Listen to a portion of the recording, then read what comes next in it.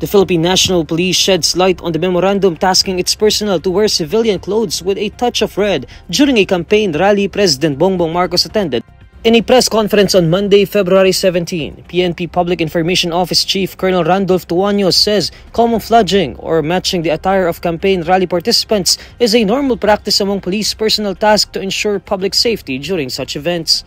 Lagi po yung magko-camouflage po ang mga intel operatives po natin kung ano po yung mga kasuotan ng mga activities na umattend po. Lahat po ng activity including regular rallies na hindi po involved na kahit sinong politika, lagi po dyan may mga intel operatives po tayo na naka-camouflage. Attorney Israelito Torion posted on Saturday, February 15, a copy of the memorandum instructing Davao Police personnel to wear civilian clothes with a touch of red during the Alyansa para sa Bagong Pilipinas rally. Torion questioned why cops were made to appear as attendees of the Alyansa rally.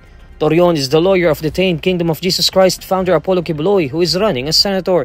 In response, Davao City Police Office Acting Director Colonel Hansel Marantan said his office remains an apolitical and non-partisan organization. He explained that the memorandum complied with the request of Police Regional Office 11 to augment 55 police personnel to the Presidential Security Command as inner security during Marcos's scheduled visit to Davao del Norte for the rally.